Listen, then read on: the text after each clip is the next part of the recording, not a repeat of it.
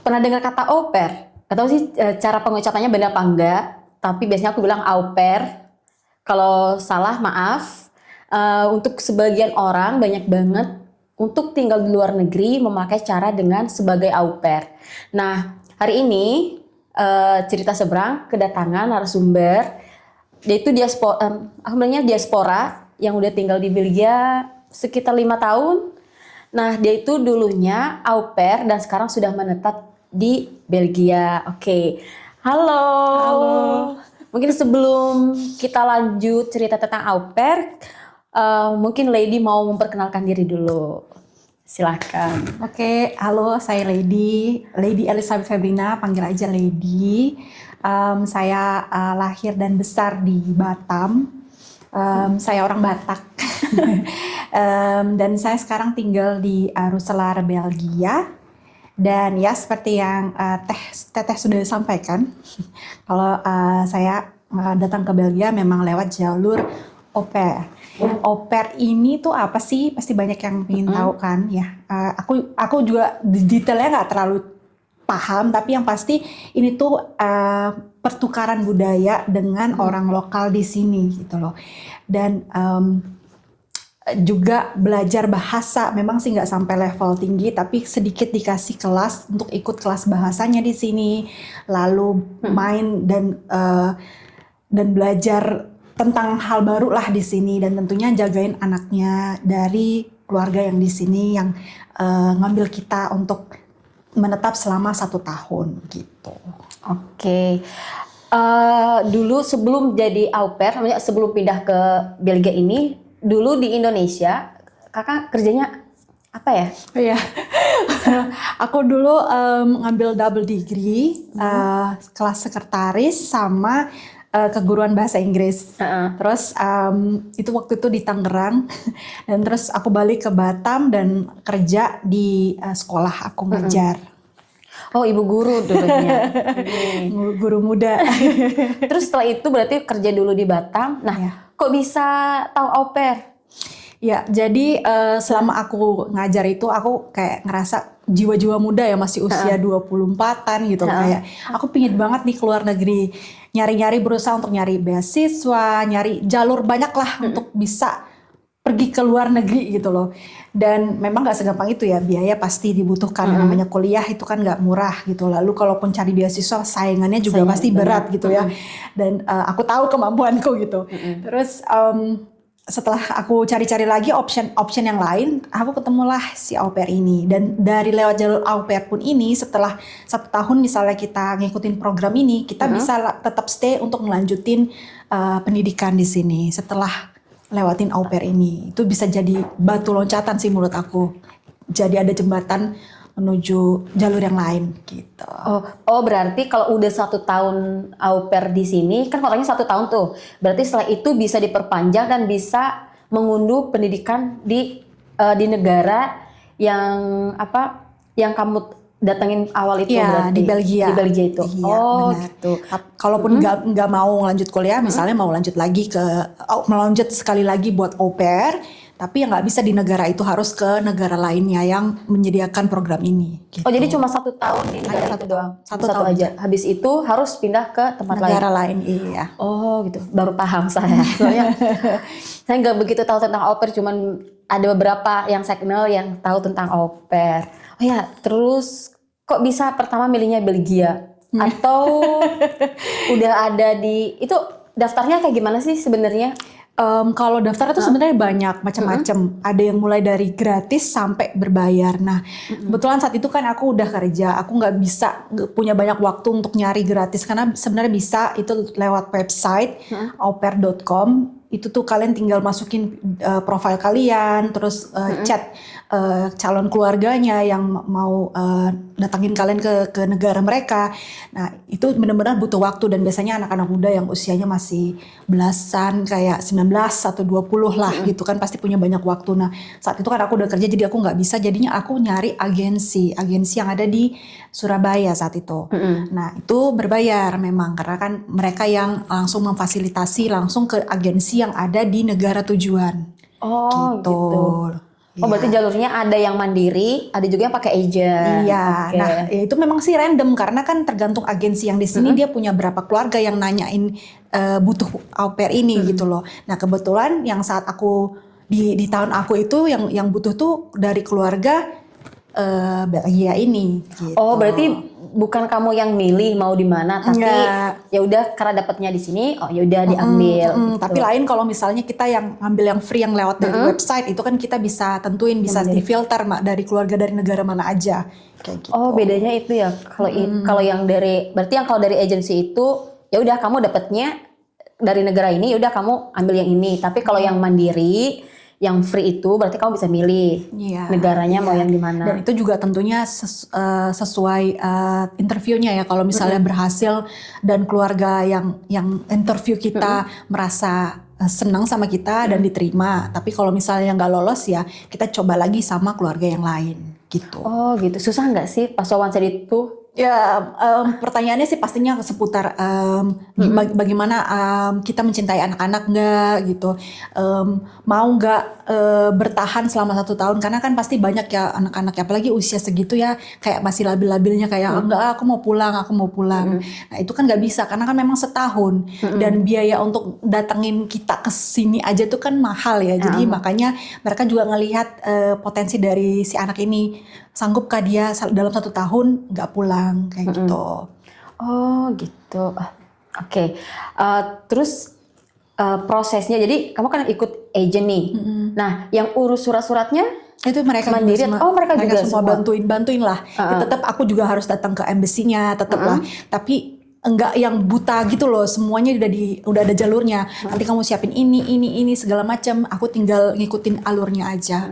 Jadi lebih memudahkan. Tapi kalau yang tanpa agensi pastinya kan nggak ngerti, nggak paham apa-apa ya, semuanya harus cari tahu lewat internet atau ya nanya sama temen yang juga pernah punya pengalaman ini kayak gitu. Oh gitu, berarti kalau yang pakai agent ini prosesnya berapa lama biasanya? Proses dari kamu daftar buat nyari host family sampai kamu dapat visa terus terbang ke sini. Perkiraan waktu itu sih aku kebetulan langsung sekali coba keluarga langsung lolos saat itu ya. Jadi nggak perlu ya nyoba-nyoba lagi interview ke yang lainnya. Jadi cuman dalam sebulan aku ngurus proses itu semua udah selesai. Cuman kan nunggu si visa ini datang kan, si visa ini diterima itu tuh bisa sampai 3 bulan gitu loh. Nggak langsung gitu lah. Jadi ya hitungannya 4 bulanan lah. 4 bulan? Iya, kurang lebih. Excited gak waktu itu? Karena masih muda banget ya saat itu pasti yang kayak akhirnya aku melangkahkan diri ke luar negeri pasti gitulah. Cuman ya setelah udah nyampe kan pastinya nggak semuanya berjalan dengan sesuai ekspektasi ya pastinya. Apalagi usia masih muda banget ya, ternyata hidup juga berat gitu. Ekspektasi kamu sebelum kamu nyampe ke Belgia dan setelah ke Belgia apakah berubah atau? Agak sulit sih ini untuk menjawab karena mungkin karena usia aku masih muda itulah ekspektasiku tuh terlalu jauh gitu. Aku merasa udah langsung senang duluan kayak yang oh ya aku luar negeri nih, kayak semua orang pingin banget nih ke luar negeri gitu loh. Padahal ternyata yang kita lewatin juga nggak semudah itu gitu loh. Beradaptasi sama cuaca, beradaptasi sama orang-orang di sini, beradaptasi sama makanan. Itu yang paling sulit sih, makanan menurut aku. Kayak kamu bener-bener udah langsung sulit mendapatkan, ya mungkin bisa lah order online, tapi kan nggak segampang itu kayak kita di Indonesia tinggal Gojek langsung datang kan gitu. Di sini kan nggak bisa, kamu harus olah dulu itu masakan, harus dimasak dan segala macam. Jadi kayak yang berat sih, apalagi masih muda kan saat itu, jadi berat sih. Tadi kan kamu bilang kalau agensi itu udah nyiapin semua surat-surat dokumen sampai ngurus, maksudnya bantu ngurus visa kan. Nah sebelum kayak ngurus visa sampai yang sejauh itu ada nggak sih persiapan bahasa? Yang diharuskan kan ada level-levelnya tuh, harus bisa bahasa ini, bahasa itu. Sebenarnya tergantung negara mana yang dituju. Kayak misalnya Jerman sama Prancis itu kan dia sudah minimal kita tahu percakapan sehari-hari dari basicnya. Nah, sedangkan Belanda sama Belgia itu tuh nggak apa-apa kalau masih hanya bisa bahasa Inggris aja. Jadi nggak masalah sebenarnya dengan bahasa. Tapi persiapannya yang lebih sebelumnya itu tuh lebih kayak persiapan interviewnya. Jadi aku tahu kira-kira pertanyaannya seputar apa ya gitu. Nanti jawabnya gimana ya.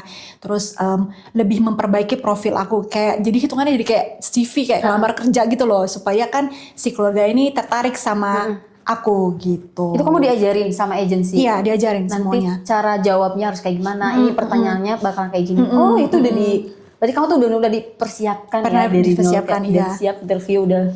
Oh oke, baru paham aku. Oke, nah terus aku udah prepare semua, udah excited ke Belgia. Ada nggak culture shock yang bikin kamu kayak terkaget-kaget? Ih gini ya, beda banget sama ekspektasi aku. Ya mungkin cuaca sih, ekspektasi aku kayak kita kan kalau nonton di TV tuh kan kayaknya wah indah ya salju dan segala Cantik, macam. gitu.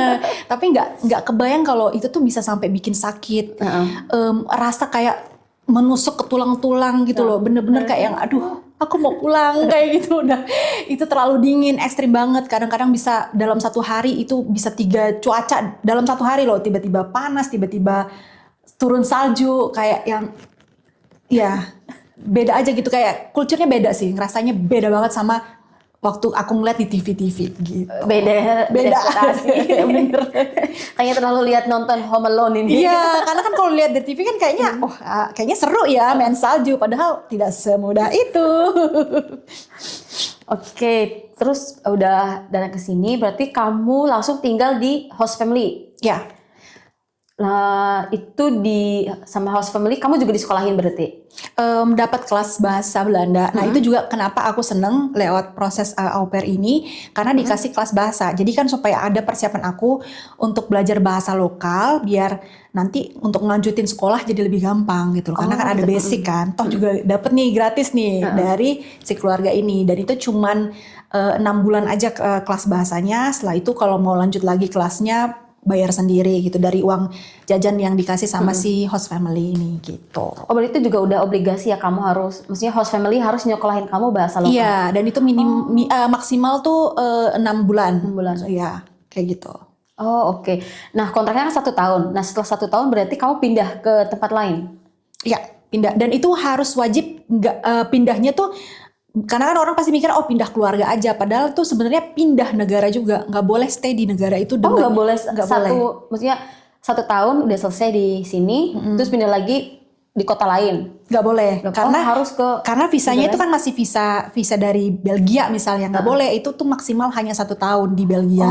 Jadi gitu. kalau mau visa yang sama harus ke negara Eropa lainnya gitu, misalnya Belanda, Jerman atau yang lainnya gitu.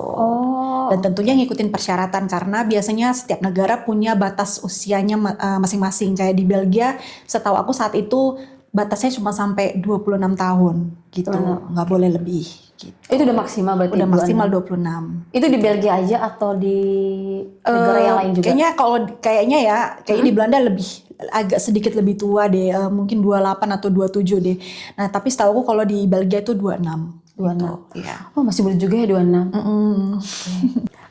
Mau tanya dong, rutinitas au pair itu apa sih sebenarnya? Ya, au pair ini kan sebenarnya pertukaran budaya. Jadi memang tugas yang paling utama tuh sebenarnya lebih ke kumpul sama keluarganya gitu. Lebih kayak sharing pengalaman tentang keseharian, terus juga jagain anaknya gitu. Memang nggak 24 jam jagain anaknya. Jadi kayak misalnya anaknya itu harus ke penitipan anak dari jam berapa sampai jam berapa. Nah setelah itu sama aku jagain selagi orang tuanya kerja. Nah setelah pulang kita kumpul sama makan bareng. Nah di situ nanti ngobrol-ngobrol gitu. Tentunya pakai bahasa yang sesuai di perjanjian ya. Kayak aku kan di Belgia nggak apa-apa pakai bahasa Inggris. Kalau kayak di Jerman sama Prancis tahu aku harus bahasa lokal, dan tentunya ngobrol dengan bahasa lokal. Itulah kenapa persyaratannya harus ada bahasa minimal percakapan sehari-hari lah gitu. Dan ya mungkin sedikit kayak bantu-bantu, bukan keseluruhan, tapi kayak misalnya orang keluarganya ini butuh kita untuk oh ya kamu bisa nggak bantuin ini nyapu misalnya, karena mungkin ada tamu di hari itu tuh boleh banget, tapi memang bukan yang keseluruhan rumah itu harus dibersihin tuh enggak gitu. Oh cuma kayak bantu doang karena toh juga kamu tinggal di situ gitu kan. Mungkin yaudah ada bantunya dikit lah kalau di kita mungkin karena memang juga ada batas waktunya juga dalam seminggu itu hanya 20 jam aja, itu udah paling maksimal. Iya. Jam kerja udah ada di waktu itu? Iya, itu 20 jam tuh udah paling maksimal, nggak bisa lebih. Weekend libur berarti? Weekend itu libur, dan itu biasanya juga tergantung perjanjian di awal. Kayak aku kebetulan keluarganya itu di weekend malah justru butuh. Jadi mereka ngasih aku waktu liburnya malah terbalik, kayak Selasa sama Rabu aku liburnya gitu. Jadi di weekend aku sama mereka, di Selasa Rabu aku free gitu. Jadi tergantung perjanjian. Time berarti host family-nya. Gitu. Oh oke. Terus berarti kamu tiap hari Senin itu pagi kamu harus nyiapin sarapan juga buat anak-anak atau? Nah itu tadi ada juga karena aturan pertama kan perjanjian awalnya gimana. Nah kalau keluargaku kebetulan mereka nggak minta aku untuk siapin makanan, untuk masak tuh. Berarti kamu cuma nganter doang ke sekolah, jemput, yaudah tuh habis itu nemenin, udah gitu doang? Iya lebih kayak gitu. Terus ada juga yang kayak misalnya kamu juga masakin makan siangnya, ada juga kayak gitu di keluarga. Jadi tergantung keluarganya. Tergantung perjanjian sebelum mereka datang juga ya, maksudnya si au pair ini ke negara itu. Tapi tetap aja ini nggak yang memberatkan sih tugasnya. Seharusnya ya yang ringan-ringan, karena kan juga usia yang didatangkan kan masih muda banget ya, dari usia 19 sampai 26 itu tuh masih muda banget. Masih labil. Iya, nggak mungkin dikasih pekerjaan yang berat gitu. Susah nggak sih adaptasinya pas pertama kali ke sini? Adaptasi ke sini ya, ya mungkin karena masih excitednya, jadi kayak yang udah hajar aja deh datang gitu tanpa mikir panjang ya. Tapi memang setelah udah nyampe, ya memang itu tadi lebih ke bahasa. Aku ngerasa sangat sulit karena waktu itu aku tinggalnya bukan di kota besar, kota yang agak terpencil lah gitu ya. Jadi dimana nggak semua orang lokal itu pintar banget bahasa Inggrisnya, jadi itu agak-agak sulit sih buat aku. Terus ya itu cuaca kadang bikin susah beradaptasi, masih aja ngerasa kayak yang kok masih terlalu sekarang dingin. aja masih. Iya kan dingin banget gitu, kayak ya susah lah beradaptasinya sama cuaca gitu. Oke, kesan-kesan sebagai au pair di Belgia. Aku mau tahu dong, maksudnya ya sekarang ini aku cuma dengar dari beberapa orang doang, itu juga cuma dari internet doang kan. Mungkin kamu bisa cerita yang sangat berkesan dan yang nggak berkesan. Ya kalau banyak sih aku dengar memang orang-orang juga kayak nge-share di sosial media tentang au pair, bagaimana cepat dan mudahnya untuk jadi au pair dan keluar negeri gitu. Padahal nggak semua hal yang keluar negeri itu enak gitu loh. Dan salah satunya ya pengalaman aku juga gitu loh. Aku nggak mau bilang ini jelek, tapi nggak mau juga bilang ini jadi bagus banget. Tapi kebetulan aku dapet keluarga yang memberikan aku pengalaman yang agak kurang enak aja gitu loh. Tapi mereka baik, tapi memang pengalaman aku dapat kurang aja, tidak sesuai dengan ekspektasi aku saat itu gitu loh. Dan saat itu ya sebagai anak yang masih muda ya aku nggak tahu mau ngelapor kemana, aku mau ngasih tahu kondisi itu tuh kemana gitu loh. Jadi ya mungkin buat teman-teman yang kepingin dan tertarik mau au pair, ini aku tekankan sekali lagi, tanya baik-baik hatinya, bener-bener yakinkan diri kalau memang mau keluar negeri, karena keluar negeri itu nggak semuanya enak. Harus kuat mental. Iya, harus kuat mental. Dan saat itu yang aku lakukan hanyalah, oke, aku bertahan 1 tahun, bertahan 1 tahun. It's okay, ayo kuat. Memang nggak mudah, banyak air mata pasti di dalamnya ya kan, karena ngorbanin banyak hal, ngorbanin waktu, ngorbanin mental, ngorbanin semuanya lah gitu loh. Jadi memang harus benar-benar siap. Kalau dapat keluarga yang tidak sesuai dengan ekspektasi, ya kamu harus tanggung juga resikonya gitu loh. Pastinya ada juga hal baik ya paling tidak kamu dapat pengalaman gitu, walaupun mungkin pengalamannya nggak seenak yang kamu mau gitu, tapi setidaknya kamu dapat pengalaman baru, kamu bisa menginjak negara baru gitu loh. Tapi kalau misalnya mental kalian kurang saat itu untuk mencoba sesuatu yang baru, saranku mending jangan gitu, cari option yang lain, misalnya sekolah atau beasiswa kayak gitu. Oke. Setelah masa au pair selesai, bisa cerita nggak sih sampai bisa bekerja di Belgia sekarang? Sampai menetap di Belgia? Oke. Ada satu alasan yang bikin kamu bukan tersesat ya, malah dia apa namanya, terpaku di Belgia kok menetap di sini? Menetap ya. Ya setelah 1 tahun kan harusnya aku lanjut ke negara lain gitu.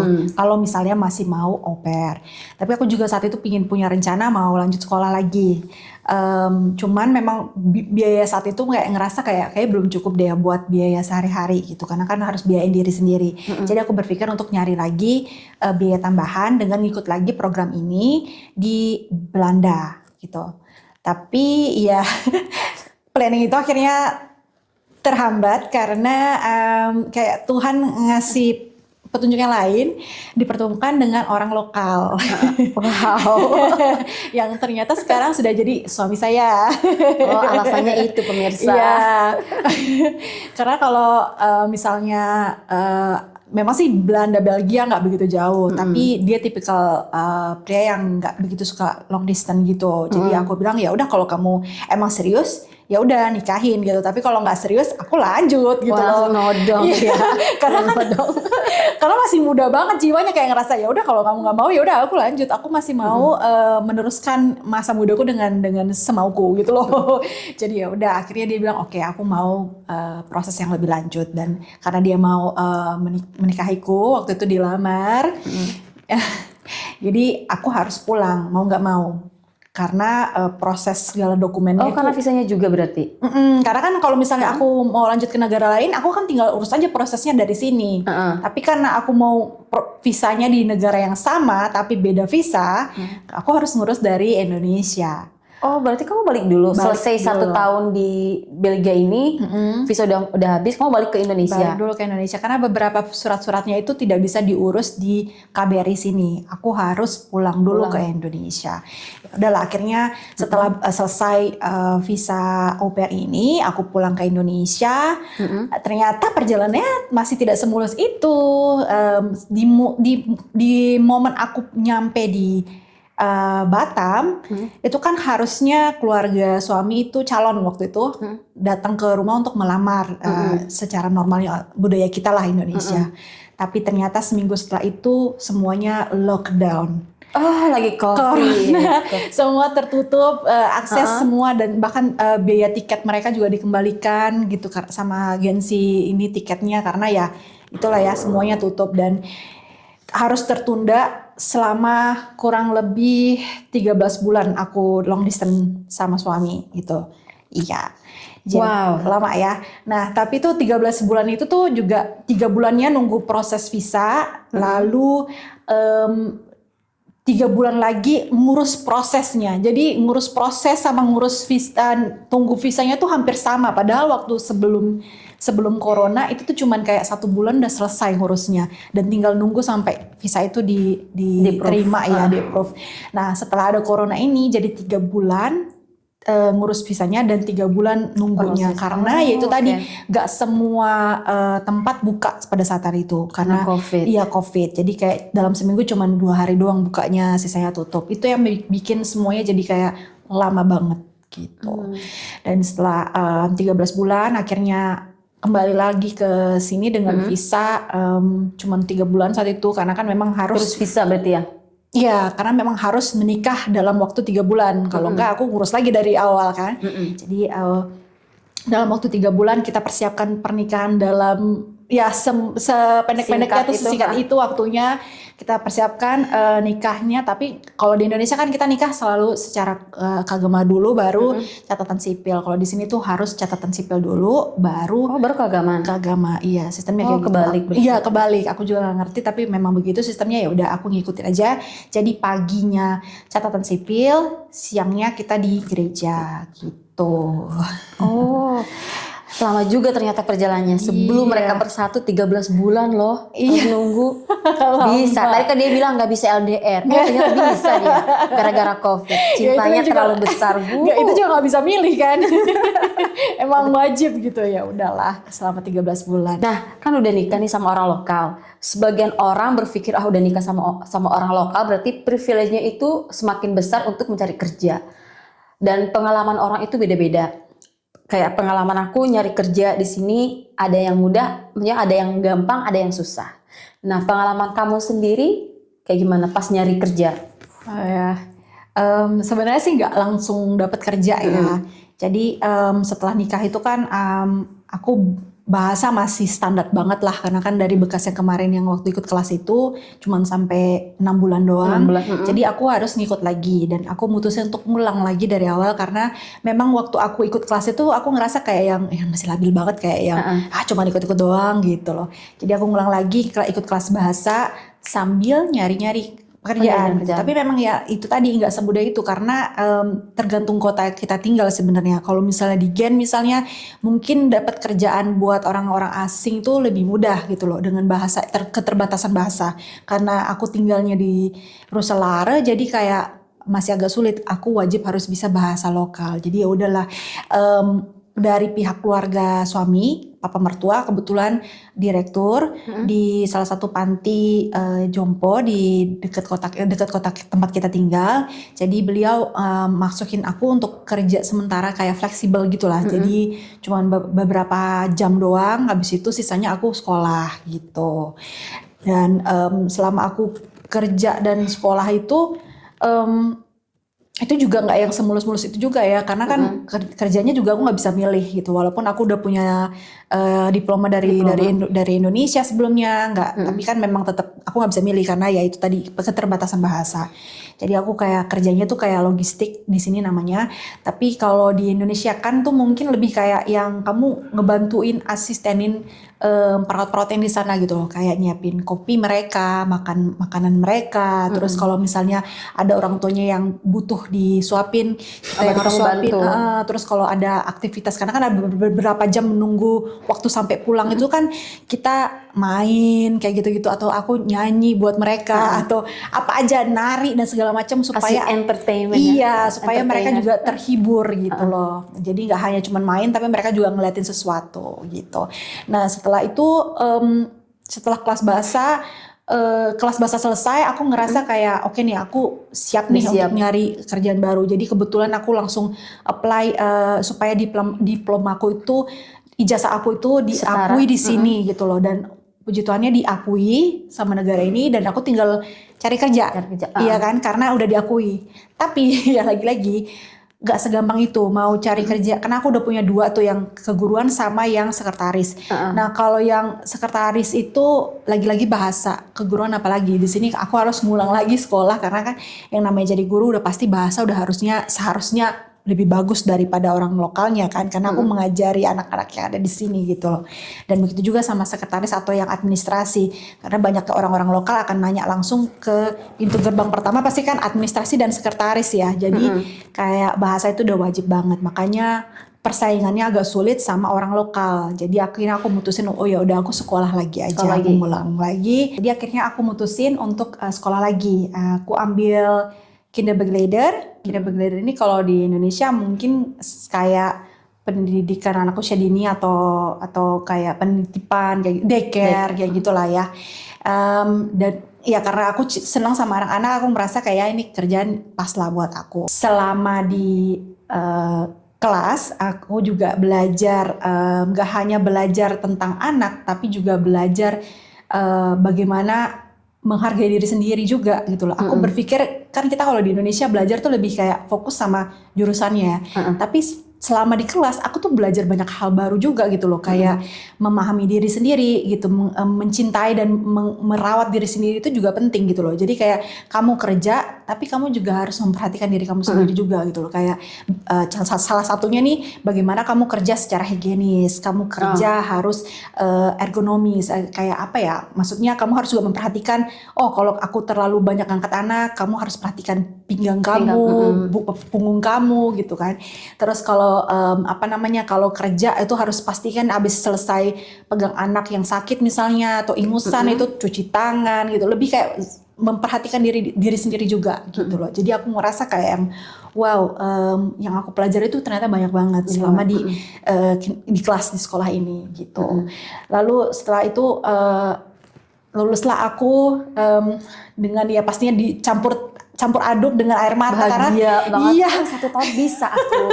karena kan itu juga ada ujiannya kan, sama lah kayak kita Apalagi di pakai Indonesia. bahasa Belanda. Iya, kadang kita mau nyampein sesuatu dalam teks gitu kan kayak aduh terhambat sama bahasa lagi-lagi. Itu loh yang bikin aku kayak gimana ya, padahal mungkin kapasitas kita mungkin bisa high tapi karena bahasa itu, iya kan.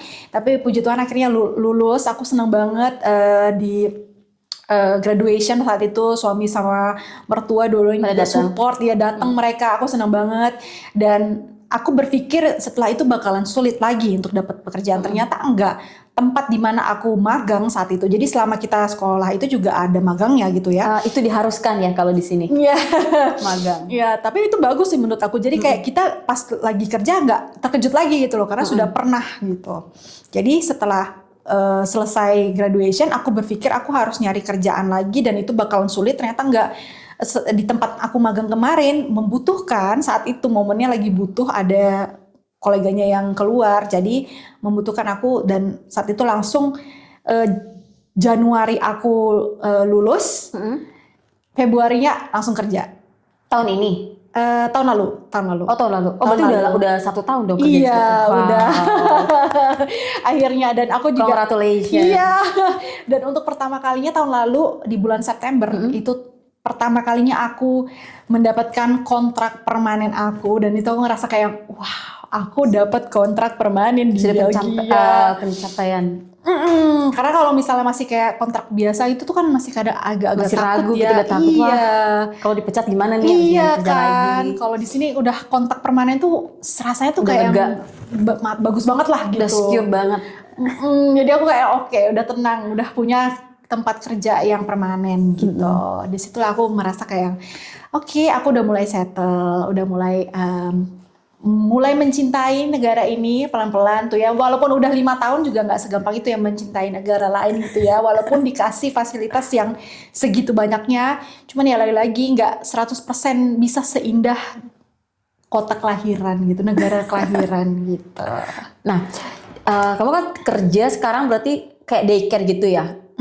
Nah, itu kerjaannya ngapain aja sih? Cuman jagain anak doang? Atau kamu juga kasih kayak aktivitas buat anak-anak kecil, bikin apa?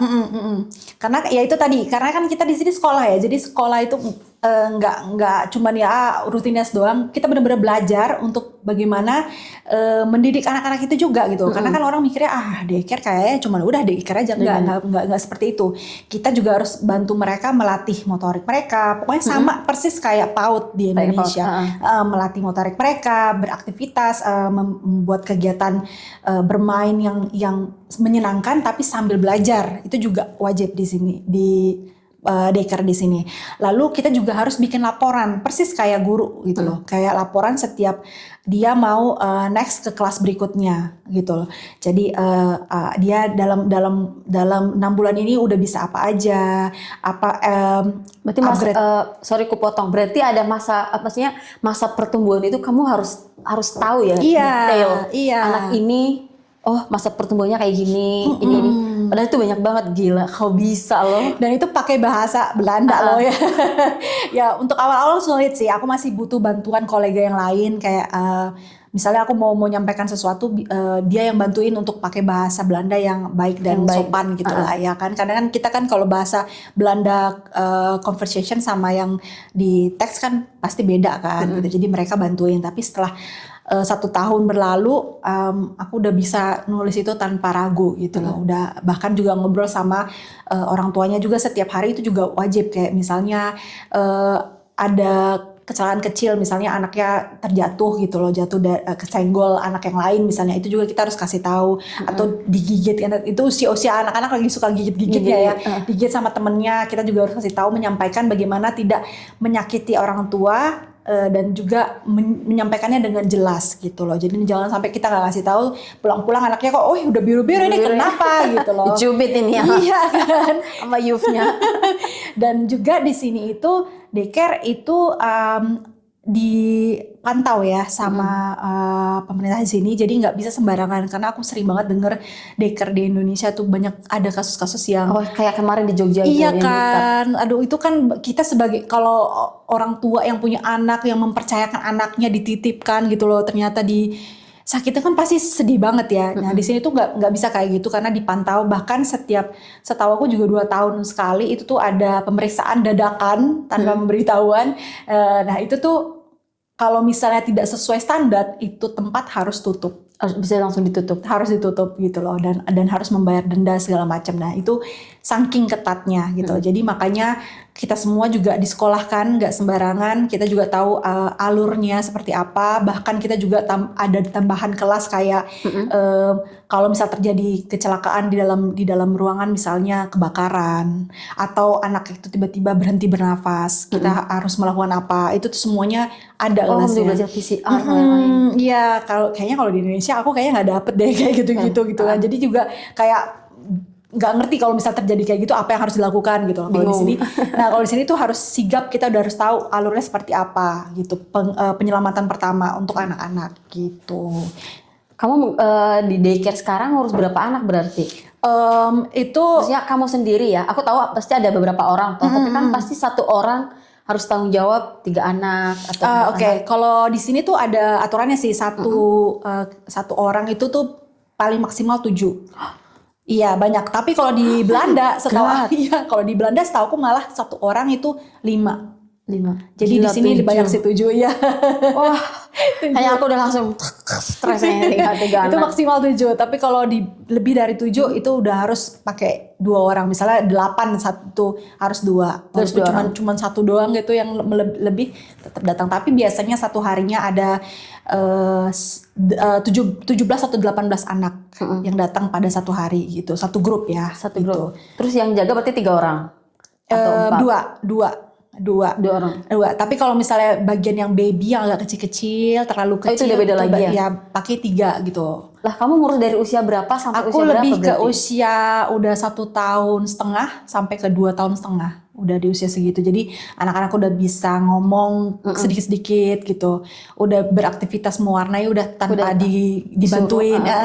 Terus makan minum juga udah bisa sendiri gitu. Lebih kayak gitu. Sulit nggak sih ngurus anak sampai ya kayak kamu tadi 7, yang satu rewel, yang satu nggak mau makan, satu ini, satu itu. Ya, Gila. ya itu ada ininya sih apa ya? Itu juga menurut aku unik sih, karena setiap orang kan pasti punya pandangannya masing-masing ya. Ada orang yang sabar sama anak-anak, ada orang yang kayak nggak bisa nih, aku nggak sabar nih sama anak-anak. Kayak aku Aku nggak justru sabar sama anak kecil. tuh, aku justru malah dengan kelakuan mereka yang kayak gitu, menurut aku kayak, aduh seneng, aku malah ngelihat keusilan mereka yang tiba-tiba nggak mau makan atau tiba-tiba lagi cranky aja saat itu, pengen nangis-nangis aja. Aku seneng di masa-masa itu. Mungkin ya buat orang kayak, hah kok seneng ya? Tapi aku seneng dengan ngajarin mereka bahwa ya ada saatnya memang kamu harus duduk diam dan makan, ada saatnya kamu free bermain. Nah itu yang masa-masa aku mendidik mereka juga gitu. Itu yang aku senangin gitu. Jadi aku ngerasa seru sih. Aku pernah ditawarin itu sama VDAB buat kinder, bilang enggak, aku nggak mau. Terima kasih. Ya karena kan apalagi kalau misalnya jaganya baby ya, itu kan lebih hampir 24 jam dengerinnya anak tangisan kan, nggak ada omongan mereka kan, belum bisa ngomong gitu loh. Nah ya sih tergantung panggilannya. Oke, bagi yang nggak tahu, VDAB itu adalah layanan ketenagakerjaan resmi dari pemerintah Belgia, terutama di Flanders yang berbahasa Belanda. Tuh. Cerita dong budaya kerja di Belgia biar ya teman-teman yang dengerin cerita sebenarnya ini tahu budaya kerja di Belgia itu seperti apa. Wah ya.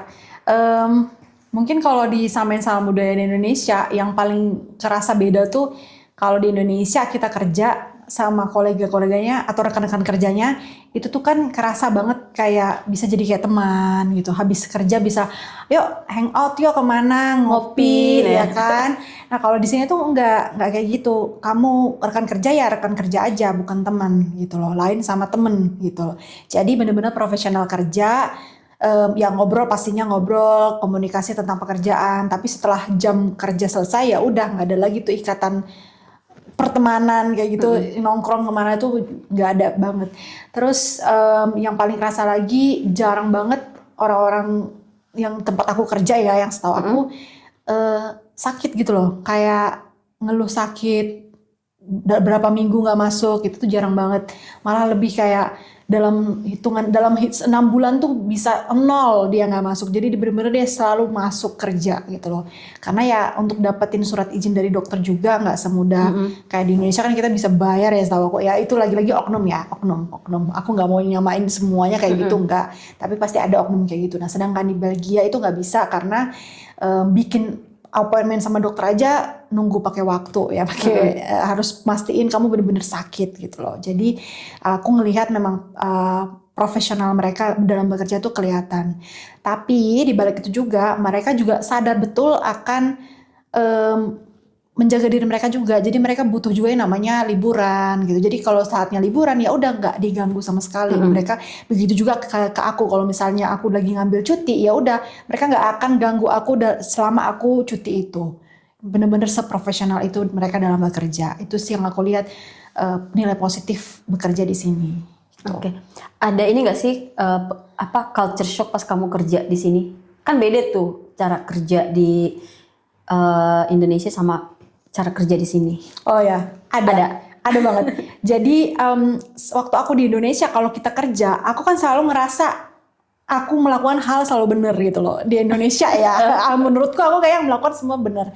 Jadi ada di momen dimana aku ngelakuin satu kesalahan, memang tidak fatal.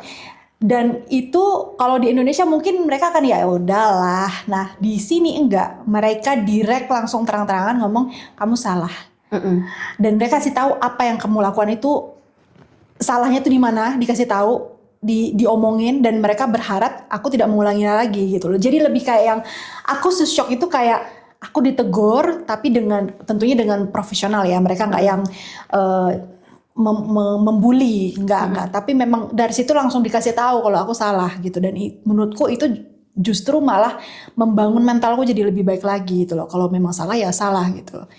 Dan itu dan menegurnya juga nggak di depan publik, iya, dipanggil dulu, bener ya kan? Bener Beda banget. banget. Jadi nggak mempermalukan kita. Iya, dan tentunya juga memang benar, kita bukan yang buat kesalahan gitu loh. Memang itu benar-benar salah gitu loh. Bener juga. Oke, tadi kan udah cerita tentang au pair, tentang dan nikah sama orang lokal, ketemu jodohnya, terus menetap di sini, terus ikut sekolah, terus bekerja. Kalau udah kerja kan sampai sekarang masih. Terus menurut kamu dari mulai au pair sampai sekarang udah au pair menikah tuh sampai sekarang bekerja, itu sesuai ekspektasi kamu nggak sih? Ekspektasi kamu ekspektasi kalau yang awal-awal sebelum menginjakan kaki ke Belgia, ekspektasi aku tuh memang cuman kayak batu loncatan aja. Hanya ingin mengetahui dunia luar selain Indonesia. Dan kalau misalnya ada kesempatan ya lanjutin lagi pendidikan. Itu doang, jadi batu loncatan doang. Gak pernah kebayang bakal bertemu dengan pasangan dan menikah, bekerja dan menetap di sini ya. Jadi nggak ada bayangan itu sama sekali, nggak ada. Oke. Nah sebelum kita ke penutupan, mungkin kamu ada tips tips atau trik bagaimana untuk bisa ke Belgia, dan juga mungkin untuk bagi teman-teman di luar sana yang mau mau lewat jalur au pair, mungkin kamu bisa ngasih tipsnya juga. Ya, kalau misalnya lewat jalur pendidikan itu agak sulit, misalnya karena kan pastinya beasiswa itu kan nggak semua orang bisa dapetin ya, tergantung kemampuannya, tergantung juga bagaimana saat dia bersaing dengan yang lain-lainnya juga kan pastinya, dan yang memberikan beasiswa juga tentunya.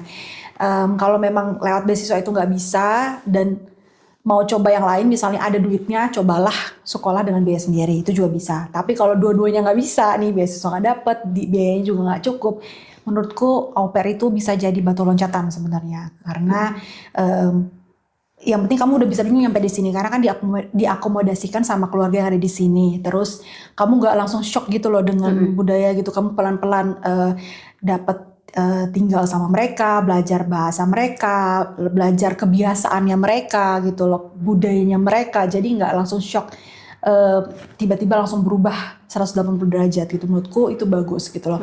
Tapi memang yang namanya ekspektasi itu kan nggak selalu sesuai ya. Sesuai. Ya maksudku tuh nggak sesuai dengan ekspektasi. Selalu hidup tuh pasti ada aja yang meleset gitu loh.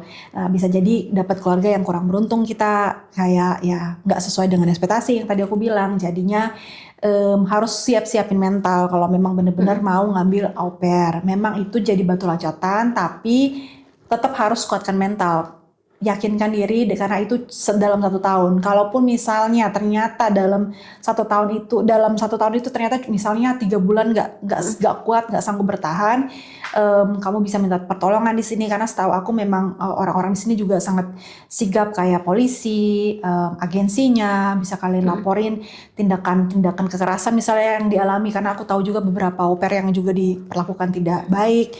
Itu kalian bisa laporkan tindakan seperti itu dan mereka biasanya siap menerima laporan 24 jam. Jadi juga harus berani speak up. Tapi kalaupun merasa masih bisa bertahan dalam 1 tahun, lalu tabung uang yang sudah terkumpul, lalu mulailah cari pengalaman lain ya, contohnya misalnya sekolah, atau kalau misalnya ternyata ketemu pasangan ya itu rezeki yang dari Tuhan ya pastinya, dan gak semua orang yang bisa dapat itu gitu. Oke. Sebelum kita tutup, aku mau nanya nih, bagi kamu rumah itu apa sih? Bagiku rumah adalah tempat dimana aku bisa jadi diriku apa adanya, gitu loh. Bisa tiba-tiba duduk dan langsung kayak relax, Kayak, nyaman. aku nggak perlu ngasih tahu apapun, aku udah cuman itu rumah. Pelajaran terbesar di Belgia yang kamu dapetin? Pelajaran terbesar. Wow. Pelajaran terbesar yang aku dapetin di sini itu adalah bagaimana menghargai orang lain. Kayak menghargai waktu yang mereka berikan, menghargai janji temu. Banyak banget yang berhubungan dengan menghargai orang lain di sini, dan aku melihat bagaimana orang-orang di sini memanusiakan manusia dengan baik. Itu pelajaran juga terbesar. sih, memanusiakan manusia. Dan juga mencintai diri sendiri, lebih memahami diri sendiri. Betul. Ya nggak sih? Betul. Kita udah belajar survivor, mulai dari nol, sudah bisa sampai sekarang berdiri sendiri tanpa bantuan orang. Betul. Oke. Nah, kau udah nikah, udah kerja, ada nggak sih rencana ke depannya? Apa kamu mau tetap di Belgia, atau kamu mau mungkin suatu saat sudah pensiun balik ke Indonesia? Oke, untuk saat ini sih belum ada planning buat menetap di Indonesia, masih tetap di sini karena juga dari awal aku menikah dengan suami juga kita juga udah bicarain ini dari awal kalau akan tetap stay bersama berdua di Belgia. Dan tentunya juga kalau misalnya Tuhan karuniakan kita anak, aku juga merasa banyak poin-poin plus kalau anak-anak semuanya tinggal di sini gitu loh. Bukan berarti Indonesia jelek, enggak, tapi ada beberapa hal lah yang aku mungkin lebih plus di sini, kayak pendidikan contohnya, atau kesehatan, social security. Iya, lebih kayak ke arah situ yang aku pikirkan. Jadi aku merasa untuk pulang ke Indonesia menetap maksudnya belum ada. Tapi kalau untuk pulang sekali 2 kali dalam setahun misalnya, masih lah ada kepikiran kayak gitu. Aku mau nanya tentang refleksi diri ya. Jika kamu ada kaca, terus kamu lihat dirimu sendiri di situ, kamu bakalan bilang apa ke kamu yang 5 tahun lalu sebelum kamu decided untuk datang ke Belgia? Wow, pertanyaannya wow. Wow. Aku mau bilang makasih karena sudah bertahan sejauh ini. Udah kayak lagu tuh.